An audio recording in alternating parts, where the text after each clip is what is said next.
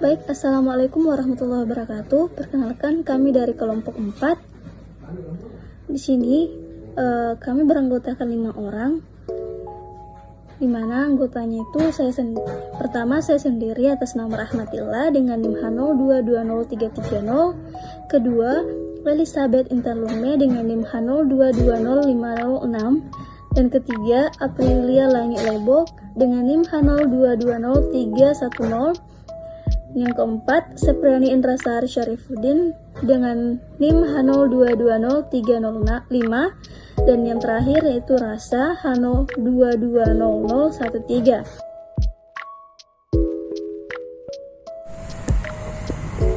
Assalamualaikum warahmatullahi wabarakatuh. Perkenalkan, nama saya Rasa, NIM H022013 dari kelompok 4. Baiklah, di sini saya akan membahas materi mengenai Teorema Lagrange. Teorema Lagrange adalah suatu pedoman yang sering digunakan untuk menentukan banyaknya subgrup yang berbeda dari suatu grup terhingga, yaitu banyaknya anggota dari subgrup selalu membagi banyaknya anggota dari grupnya. Teorema tersebut dikenal sebagai Teorema Lagrange berikut. Teorema 5.8 yaitu Teorema Lagrange. Jika G grup terhingga dan H subgrup dari G, maka order H membagi order G. Bukti. Misalkan G grup terhingga dan H subgrup dari G, maka jelas H juga terhingga. Sebut order H sama dengan M dan order G sama dengan N. Karena order H sama dengan M, maka H mempunyai M anggota yang berbeda. Tulis M anggota dari H tersebut, yaitu H1, H2, dan H3 sampai seterusnya sampai dengan HM. Oleh karena itu, untuk sekarang A elemen G koset kanan HA, yaitu HA sama dengan H1A, H2A, titik HM A. Jelas HIA tidak boleh sama dengan HJA. Untuk I tidak boleh sama dengan J. Karena jika diandaikan HIA sama dengan HJA, maka hukum pencoretan kanan memberikan HI sama dengan HJ yang kontradiksi dengan asumsi bahwa HI tidak boleh sama dengan HJ. Untuk I tidak boleh sama dengan J. Jadi HA mempunyai M anggota yang berbeda, sehingga setiap koset dari H di G memuat M anggota yang berbeda. Selanjutnya, misalkan G membuat K koset kanan dari H yang berbeda, maka G merupakan gabungan K koset kanan yang berbeda itu.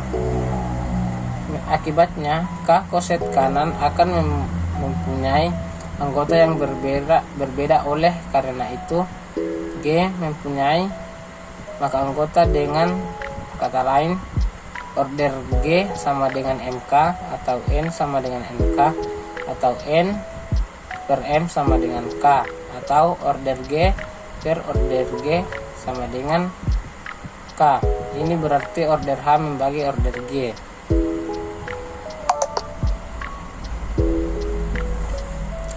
Akibat 5.9. Akibat Teorema Lagrange. Jika G suatu grup terhingga, maka TA order G A elemen G. Bukti diberikan kepada pembaca sebagai latihan dengan mengikuti langkah-langkah sebagai berikut. Pertama, ambil A elemen G sekarang. Karena G terhingga, maka TA tidak boleh sama dengan 0. Tulis T dalam kurung A sama dengan M. Bentuk himpunan H A, A2 di titik A pangkat M sama dengan E. Dengan demikian order G sama dengan M sama dan H subgrup.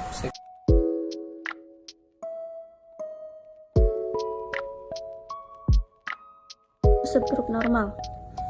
jika G suatu grup dan H subgrup dari G, dan untuk setiap A elemen G, maka AH dan HA masing-masing dikenal sebagai koset kiri dan koset kanan. Koset kanan dan koset kiri juga tidak selalu sama. Jika koset kanan dan koset kiri sama, maka subgrup tersebut dikatakan sebagai subgrup normal. Baik, langsung saja definisi 5.10. Misalkan G grup dan H subgrup dari G, H tersebut subgrup normal jika koset kiri dan H sama dengan koset kanan dari H di G. Maka dapat dituliskan bahwa subgrup normal jika dan hanya jika XH sama dengan HX, atau untuk semua himpunan X elemen G. Baik, langsung saja untuk contoh. Kita lihat contoh 5.5. Misalkan G grup komutatif dan H subgrup sebarang dari G, maka H itu normal karena untuk setiap X elemen di G berlaku XH besar sama dengan XH kecil dibanding H di elemen H, maka H kecil X dibanding dengan H elemen H. Karena G komutatif dan XH elemen di G, maka menghasilkan H besar X. Untuk contoh 5.6 yaitu pertama, misalkan G grup, maka untuk setiap X elemen di G berlaku XG sama dengan GX sama dengan G. Ini berarti bahwa G merupakan subgrup normal dari G. Yang kedua, kita pandang H sama dengan identitas, di mana E identitas di grup G, jelas H subgrup dari G, dan untuk setiap X elemen di G, XH besar sama dengan HX sama dengan himpunan X. Jadi H juga subgrup normal dari G. Contoh 5.6 di atas menunjukkan bahwa jika G grup, maka G dan semua himpunan E selalu merupakan subgrup normal dari G. Dalam hal ini, G dan himpunan E disebut subgrup normal trivial atau subgrup normal tak sejati. Assalamualaikum warahmatullahi wabarakatuh. Perkenalkan, nama saya Elizabeth Intelume dengan NIM H02205006. Di sini saya akan melanjutkan materi dari 5.11, di mana definisi 5.11 ini yaitu suatu grup dinamakan grup Hamilton jika setiap subgrupnya adalah normal. Jadi, setiap grup komutatif merupakan grup Hamilton. Kemudian, definisi 5.12, di mana definisi ini yaitu suatu grup tanpa subgrup normal sejati atau non-trivial dinamakan grup sederhana. Dari definisi ini dapat diartikan sebagai G grup sederhana jika dan hanya jika G tidak mempunyai subgrup normal selain G dan E. Kemudian contoh 5.7, di mana contoh ini yaitu setiap grup yang berorder prima merupakan grup sederhana. Karena jika G grup dan order G prima, maka subgrup dari G hanya G dari E. Dengan kata lain, G tidak mempunyai subgrup sejati, akibatnya G juga tidak mempunyai subgrup normal sejati. Jadi G merupakan grup sederhana. Baik, saya akan memaparkan materi yaitu Teorema 5.13. Suatu subgrup H dari grup G adalah normal jika dan hanya jika XH X inverse subset H untuk setiap X elemen G. Pembuktian ada dua, yaitu bukti dari kiri ke kanan dan bukti dari kanan ke kiri. Yang pertama, bukti dari kiri ke kanan. Misalkan H subgrup normal dari grup G, maka XH sama dengan HX untuk setiap X elemen G. Pandang XH sama dengan XH titik 2H elemen H besar, HX sama dengan HX titik 2H elemen H besar. Jika XH elemen XH besar dan HX elemen H besar X, maka XH sama dengan H0X untuk suatu H0 elemen H besar. Ambil sebarang Y elemen XH X inverse, maka Y sama dengan XH kali X inverse untuk suatu H elemen H besar. HX elemen HX besar sama dengan HX besar X, maka Y sama dengan XH kali X inverse sama dengan H0X kali X inverse sama dengan H0 kali X inverse sama dengan H0E sama dengan H0 elemen H besar. Karena pengambilan Y sebarang di XH X inverse, maka XH X inverse subset H. Yang kedua, bukti dari kanan ke kiri. Misalkan H subgrup dari grup G dan memenuhi XH X inverse subset H untuk setiap X elemen G, akan ditunjukkan H normal. Ambil sebarang X elemen G, H elemen H besar. Pandang XH elemen XH besar dan XH sama dengan XH X inverse kali X, karena XH X inverse elemen XH besar X inverse subset H, maka XH X inverse sama dengan H0 elemen H untuk suatu H0 X elemen H besar. Akibatnya XH sama dengan H0 X elemen HX. Jadi XH subset HX. Selanjutnya, ambil sebarang Y elemen HX, maka Y sama dengan HX untuk suatu H elemen H besar.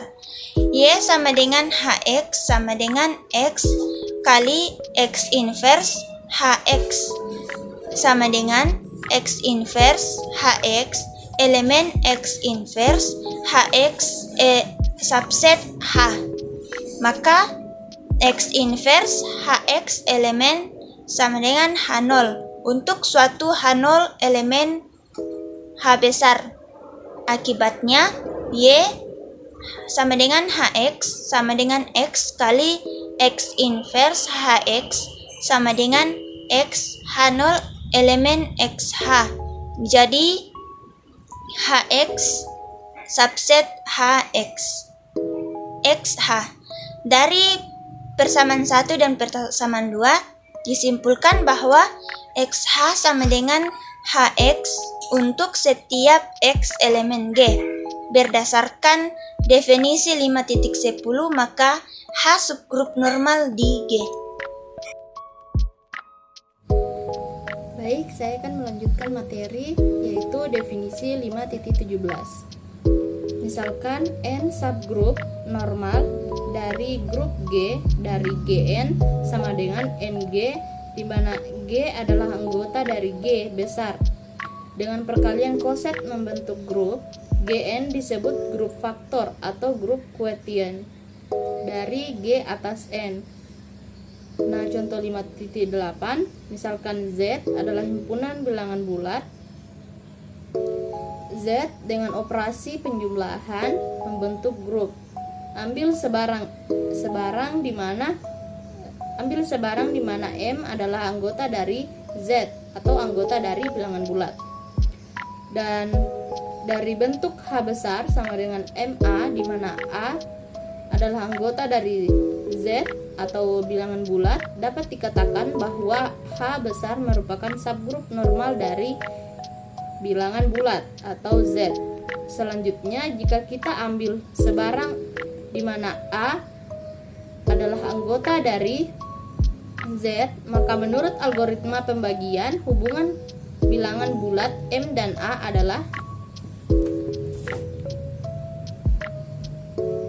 A sama dengan M kuy ditambah R, di mana 0 lebih kecil atau sama dengan R dan lebih kecil dari M.